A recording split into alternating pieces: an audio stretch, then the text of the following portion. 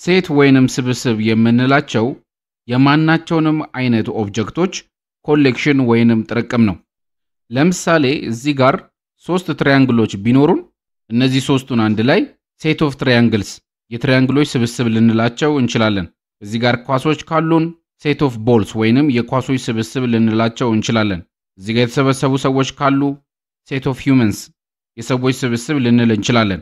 ነገር ግን እዚህ ጋር ልብ ልትሉ እንደምትችሉት አንድ ስብስብ እንዲሆን እዛ ስብስብ ውስጥ ቢሎንግ የሚያደርግ ነገር የማያደርግ ነገር መለየት አለበት።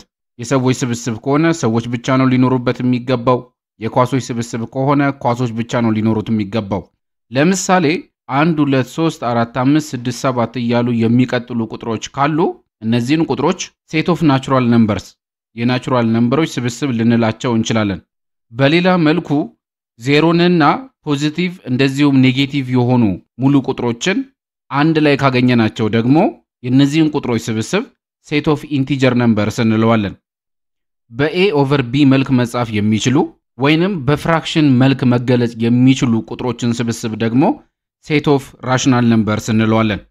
እነዚህ ቁጥሮች ማለት 0.25 ሊሆን ይችላል፣ 0.29 ሊሆን ይችላል፣ 1 ሊሆን ይችላል፣ 100 ሊሆን ይችላል፣ 0.333 ያለ የሚቀጥል ቁጥር ሊሆን ይችላል። ብቻ ኤኒ ቁጥር በፍራክሽን መገለጽ የሚችል ከሆነ እዚህ ስብስብ ውስጥ ይካተታል ማለት ነው። በሌላ በኩል ደግሞ እንደ ፓይ እና እንደ ኢ ያሉ በስነ ስርዓት መጠናቸው የማይታወቁ ቁጥሮችን ስብስብ ደግሞ ሴት ኦፍ ኢራሽናል ነምበርስ እንላቸዋለን። ይሄ ማለት ለምሳሌ ፓይ የምንለው ቁጥር 3.141592653589 ምናምን እያለ የሚቀጥል ቁጥር ነው። ምንም ፓተርን የለውም። ኤግዛክት ዋጋው ወይንም ቫልዩ አይታወቅም። ለዛ ነው ኢራሽናል የምንለው።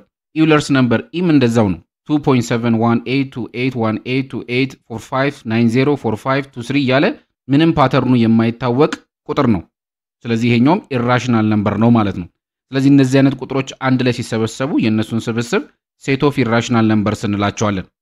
እነዚህ እስካሁን ያወራናቸው ስብስቦች ደግሞ አንድ ላይ ሆነው የሚፈጥሩት ስብስብ ሴት ኦፍ ሪል ነምበርስ እንለዋለን። ስለዚህ ናቹራል ነምበርስ፣ ኢንቲጀሮች፣ ራሽናል ነምበሮች፣ ኢራሽናል ነምበሮች ሁሉም አንድ ላይ ተሰብስበው የሚፈጥሩት ስብስብ ሴት ኦፍ ሪል ነምበር ነው ማለት ነው። ይህንን ሐሳብ እዚህ ጋር ያነሳውላችሁ ያለሁት ናቹራል ነምበር፣ ኢንቲጀር ነምበር፣ ሪል ነምበር፣ ራሽናል ነምበር ስትባሉ ወደ አይምሯችሁ መምጣት ያለበት በየሆነ መስፈርት የተሰባሰቡ ቁጥሮች ስብስብ እንደሆኑ ነው። ምክንያቱም በሌሎች ቻፕተሮችም ላይ ስንነጋገር ሪል ነምበሮች፣ ናቹራል ነምበሮች ስላችሁ በስብስብ ወይ አድርጋችሁ አስቧቸው። በዚህ ከተግባባን አሁን ስለ ሴት ኖቴሽኖች እንነጋገር። በስብስብ ውስጥ እነዚህን የመሳሰሉ የተለያዩ ኖቴሽኖች እንጠቀማለን። ይሄኛው ኖቴሽን ኤሌመንትን ሲገልጽ፣ ይሄኛው ኖቴሽን ሰብሴትን፣ ይሄኛው ኖቴሽን ፕሮፐር ሰብሴትን፣ ይሄኛው ኖቴሽን ኢምፒቲ ሴትን፣ ይሄኛው ኖቴሽን ደግሞ ዩኒቨርሳል ሴትን ይገልጻሉ። እያንዳንዳቸው ምን ማለት እንደሆኑ ባጭሩ ልንገራችሁ። እዚህ ጋር ግን ልብ እንድትሉልኝ የምፈልገው ይሄኛው ምልክት ሴትን ወይንም ስብስብን የምንገልጽበት ምልክት ነው። ስለዚህ የሴቱን አባላት በእነዚህ ሁለት ቅንፎች ውስጥ ካስገባን ስብስብ እየገለጽን ነው ማለት ነው። ወደ ኖቴሽኖቹ ስንመለስ ይሄኛው ኖቴሽን ኤሌመንትን የሚገልጽ ሲሆን እችኛዋ የምትመለከቷት ፊደል የግሪክ ፊደል ስትሆን ኤፕሲሎን ትባላለች። አሁን እንደነገርኳችሁ ኤሌመንትን ነው የምንገልጽባት። ኤሌመንት ስንል ለምሳሌ ቅድም በተነጋገርነው መሰረት 1 2 3 4 5 6 7 እያሉ የሚቀጥሉ ቁጥሮች ስብስባቸው ሴት ኦፍ ናቹራል ነምበርስ ነው የሚባለው ወይንም የናቹራል ነምበሮች ስብስብ። አሁን እዚህ ጋር እንደምትመለከቱት 4 የዚህ ስብስብ አባል ናት። ስለዚህ 4 የዚህ ስብስብ አባል ናት ማለት ከፈለግን 4 ኤፕሲሎን ኤን ወይንም ናቹራል ነምበርስ እንላለን። ስለዚህ 4 ኤፕሲሎን ኤን የሚለውን ነገር ስትመለከቱ 4 የዚህ ስብስብ አባል ናት እያልን ነው ማለት ነው። ስለዚህ አንድ ነገር ኤሌመንት ነው ስንል የአንድ ስብስብ አባል ነው እያልን ነው ማለት ነው። በዚህ ስብስብ ውስጥ አንድም የዚህ ስብስብ አባል ናት።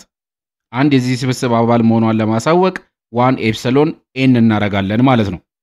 0.25 ቢሰጠንስ 0.25 የናቹራል ነምበሮች አባል አይደለችም።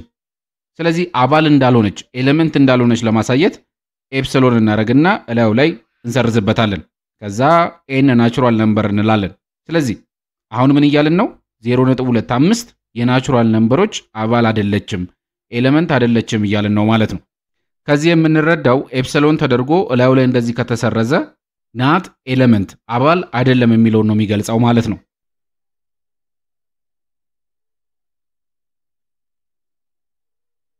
እስቲ አሁን ደግሞ ተያያዥ ሐሳቦች ስለሆኑ ሰብሴትንና ፕሮፐር ሰብሴትን አንድ ላይ እንያቸው። ለምሳሌ ይህ ካርታ የአዲስ አበባ ከተማ ካርታ ነው እንበል። እንደምታውቁት ደግሞ አዲስ አበባ ወደ ተለያዩ ክፍለ ከተሞች የተከፋፈለች ናት። እዚህ ጋር የካ አለ፣ ቦሌ አለ፣ አቃቂ አለ፣ ጉለሌ አለ፣ ንፋስ ስልክ አለ።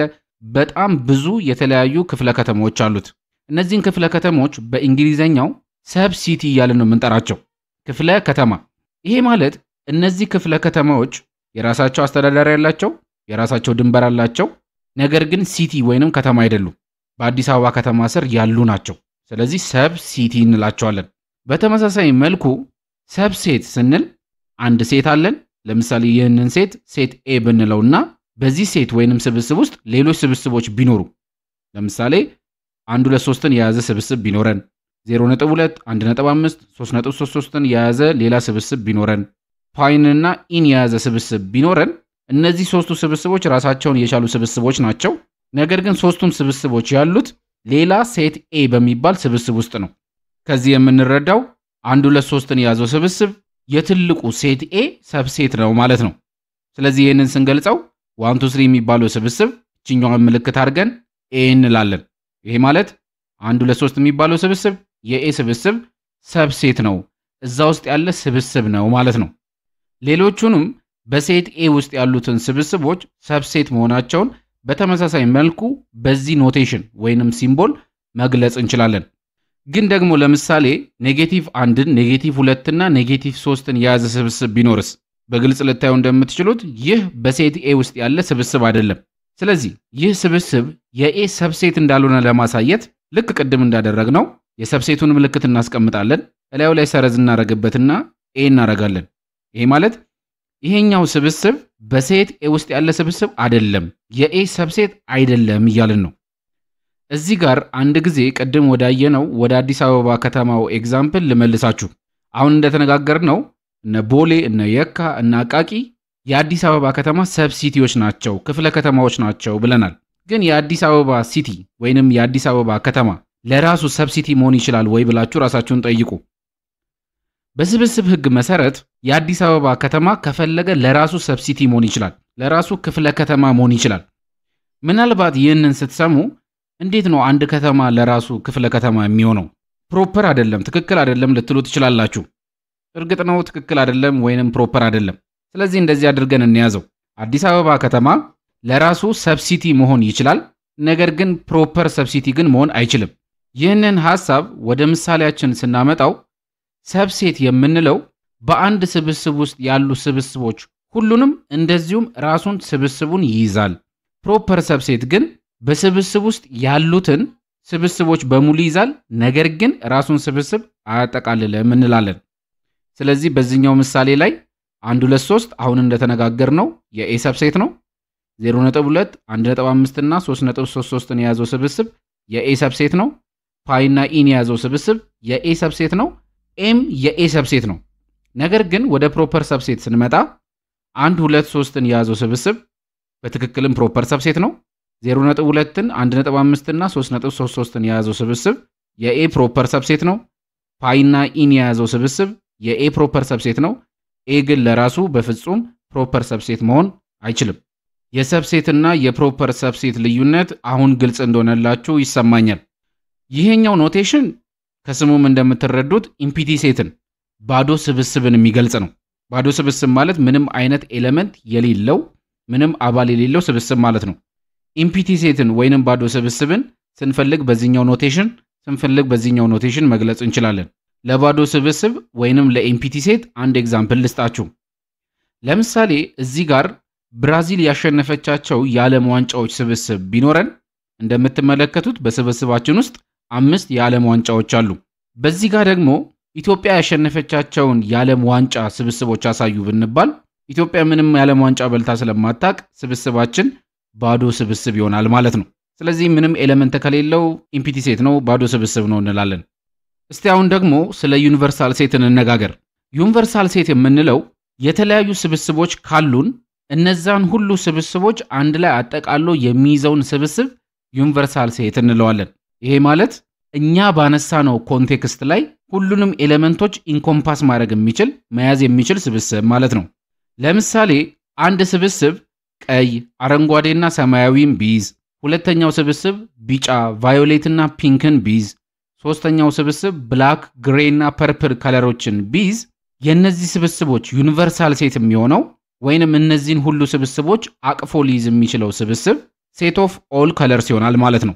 ምክንያቱም እያንዳንዳቸው ስብስቦቻቸው የያዙት የከለር አይነቶችን ነው። ሴት ኦፍ ኦል ከለርስ የሚለው ሁሉም ስብስቦች ውስጥ ያሉትን ኤሌመንቶች መያዝ የሚችል ነው። ስለዚህ እነዚህ ስብስቦች ዩኒቨርሳል ሴት መሆን ይችላል ማለት ነው። ሌላ ምሳሌ ደግሞ እንይ። እዚህ ጋር ኤን፣ ቢ እና ሲን የያዘ ስብስብ ቢኖረን፣ እዚህ ጋር ኬ፣ ኤል እና ኤምን የያዘ ስብስብ ቢኖረን፣ እዚህ ጋር ኤክስን፣ ዋይ እና ዜድን የያዘ ስብስብ ቢኖረን የእነዚህ ሶስቱን ስብስቦች የሚይዝ ወይንም ኢንኮምፓስ ማድረግ የሚችለው ዩኒቨርሳል ሴት ሴት ኦፍ ኢንግሊሽ አልፋቤት ሌተርስ ይሆናል። ምክንያቱም እንደምትመለከቱት በስብስቦች ውስጥ ያሉት የእንግሊሽ አልፋቤት ሌተሮች ናቸው። ስለዚህ እነዚህን ሶስቱን ስብስቦች አካቶ መያዝ የሚችል ዩኒቨርሳል ሴት ምንድን ነው ከተባለን ሴት ኦፍ ኢንግሊሽ አልፋቤት ሌተርስ ማለት እንችላለን ማለት ነው። አሁን የዩኒቨርሳል ሴት ሐሳብ ግልጽ የሆነላችሁ ይመስለኛል። እዚህ ጋር አንድ ስለ ሴት ካርዲናሊቲ ያለውን ኮንሰፕት ላንሳላችሁ። ሐሳቡ ኮምፕሊኬትድ አይደለም። ሴት ካርዲናሊቲ ከተባልን እየተወራ ያለው ስለ ነምበር ኦፍ ኤሌመንት ነው ማለት ነው። ለምሳሌ ኤ የሚባል ስብስብ 1፣ 2 እና 3 የሚባሉ አባላትን ያቀፈ ከሆነና ኤን ታይምስ ኤ ምንድን ነው ከተባልን እየተጠየቀን ያለነው ስለ ሴቱ ካርዲናሊቲ፣ ሴቱ ስላሉት የአባላት ብዛት ነው ማለት ነው። ስለዚህ ኤን ታይምስ ኤ ማለት ስለ ካርዲናሊቲ፣ ስለ ነምበር ኦፍ ኤሌመንት ነው የሚጠይቀን። እንደምትመለከቱት የኤ አባላት 1፣ 2 እና 3 ናቸው። ስለዚህ 3 አባላት ነው ያሉት እንላለን። ስለዚህ ካርዲናሊቲ ከተባላችሁ ኤን ታይምስ ኤ ከተባላችሁ ሴቱ ወይንም ስብስቡ ስለያዛቸው የአባላት ብዛት ነው እያወራን ያለ ነው። ለማንኛውም እነዚህ ዋና ዋና የሚባሉት የሴት ወይንም የስብስብ ኖቴሽኖች ሐሳባቸው ይህ ነው። ሁሉንም የኬጂኤን ኤዱኬሽን ሌክቸር ቪዲዮዎች በሞባይል አፕሊኬሽናችን ላይ ማግኘት የምትችሉ ሲሆን አፕሊኬሽኑን ለማግኘት የጉግል ፕሌይ ስቶርን መጠቀም ትችላላችሁ። ተጨማሪ ትምህርታዊ ሪሶርሶች በቴሌግራም ቻናላችን ላይ ይገኛሉ።